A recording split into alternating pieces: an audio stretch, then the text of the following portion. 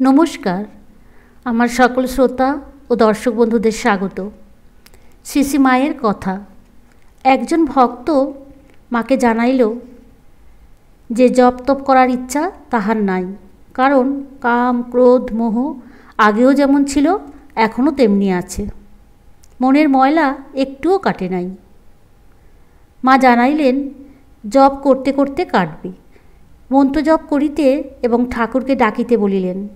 কিন্তু ভক্তটি মাকে জানাইল যে জপের সময় তাহার মনকে এমন তন্ময় করিয়া দিন যেন কুচিন্তা না আসে, নচেৎ মন্ত্র ফেরত নিন। মা তখন ভক্তটিকে জানাইলেন যে তাহাকে মন্ত্র জপ করিতে হইবে না। মা তাহার নিকট হইতে মন্ত্র কাড়িয়া লইতেছেন ভাবিয়া আতঙ্কিত হইল।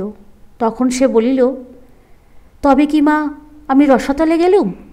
এই কথা শুনিয়া মা খুব জোরের সহিত বলিলেন, কি আমার ছেলে হয়ে তুমি রসাতলে যাবে?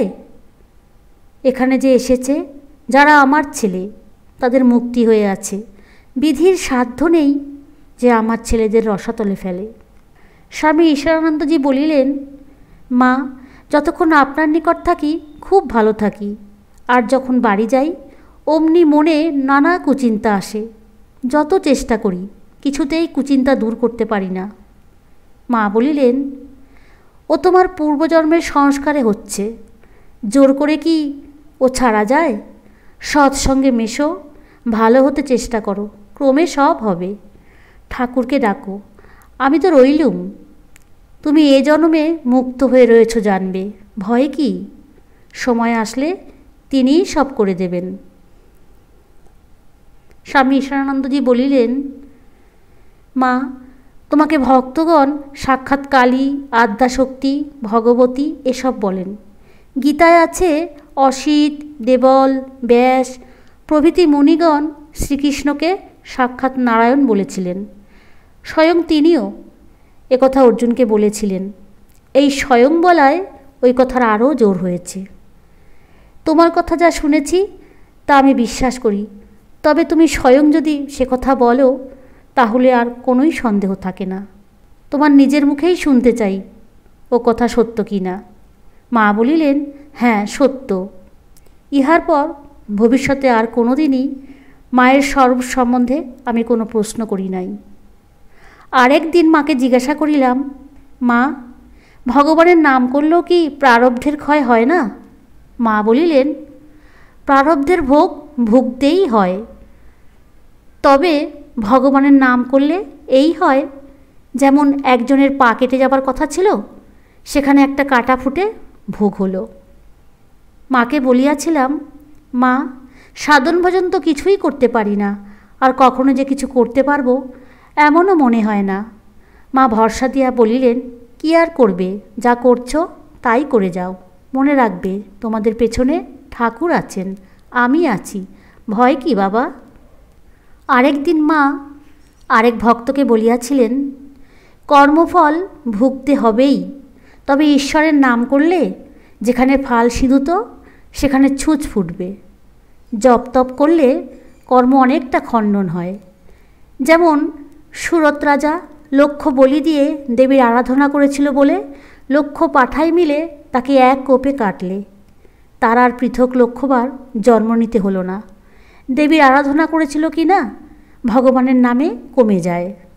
মা বলিলেন, অনেক সাধন তপস্যা করলে, পূর্বজন্মের অনেক তপস্যা থাকলে তবে এ জন্মে মনটি শুদ্ধ হয়। ব্রহ্মচারী অশোককৃষ্ণ বলিলেন, মা আপনার অবর্তমানে কার কাছে যাব, কি হবে ভাবতে গেলে বড় ভয় হয়। মা বলিলেন, কেন? এই রাখাল টাকাল এইসব ছেলেরা রয়েছে, এরা কি কম? তুমি তো রাখালকেও খুব ভালোবাসো, তার কাছে জিজ্ঞাসা করে নেবে। কি আর জিজ্ঞাসাই বা আছে? বেশি জিজ্ঞাসা করা ভালো নয়। একটা জিনিস হজম করতে পারে না, আবার 10টা জিনিস মনের মধ্যে পুড়ে, এটা না ওটা, কেবল এই চিন্তা। যে জিনিস পেয়েছ তাইতে ডুবে যাও। জপ ধ্যান করবে, সৎসঙ্গে থাকবে, অহংকারকে কিছুতেই মাথা তুলতে দেবে না। দেখছো না রাখালের কেমন বালক ভাব, এখনও যেন ছোট ছেলেটি। শরৎকে দেখো না, কত কাজ করে, কত হাঙ্গামা পোহায়, মুখ বুজে থাকে। ও সাধু মানুষ, ওর এত সব কেন? ওরা ইচ্ছে করলে দিন রাত ভগবানের মন দিয়ে বসে থাকতে পারে। কেবল তোমাদের মঙ্গলের জন্যে এদের নেমে থাকা, এদের চরিত্র চোখের সামনে ধরে রাখবে, এদের সেবা করবে, আর সর্বদা মনে ভাববে আমি কার সন্তান, কার আশ্রিত।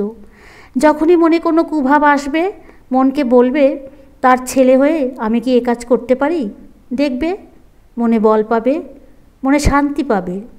মা বলিলেন, যেমন করছো ওইভাবেই কাটিয়ে যাও। তাকে ব্যাকুলভাবে প্রার্থনা করবে, সদা সর্বদা স্মরণ মনন করবে। মা বলিলেন, মন্দ কাজে মন সর্বদা যায়, ভালো কাজ করতে চাইলে মন তার দিকে এগোতে চায় না। আমি আগে রাত 3টের সময় উঠে প্রত্যহ ধ্যান করতুম। একদিন শরীর ভালো না থাকায় আলস্যবশত করলুম না, তা কদিন বন্ধ হয়ে গেল।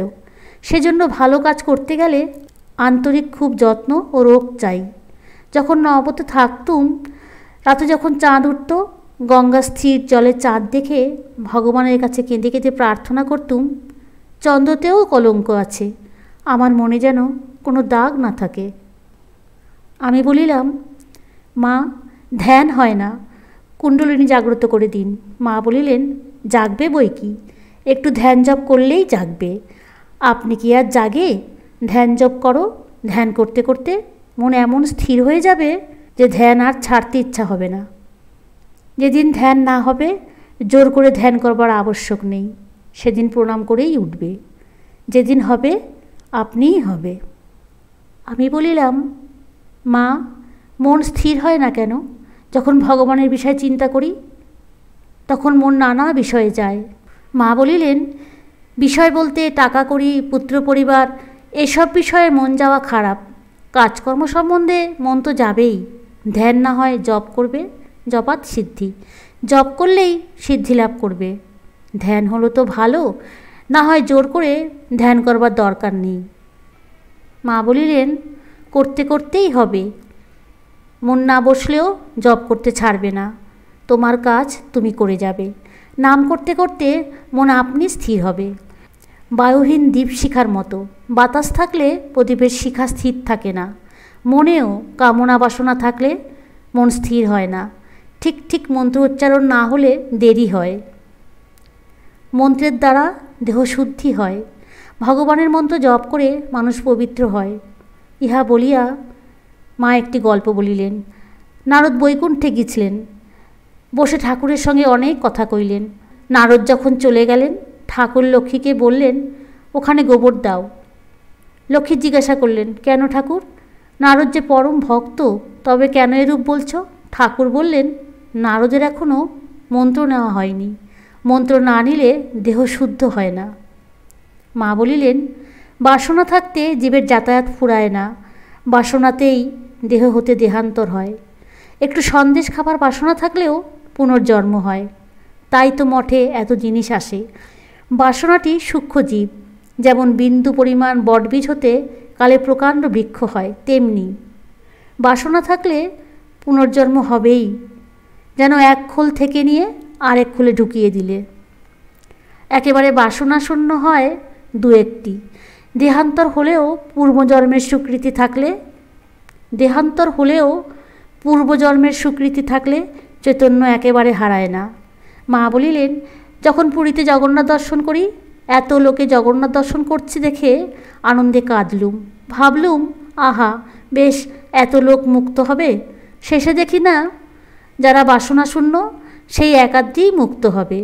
যোগেনকে বলায় সেও বললে, না মা, যারা বাসনা শূন্য তারাই মুক্ত হবে।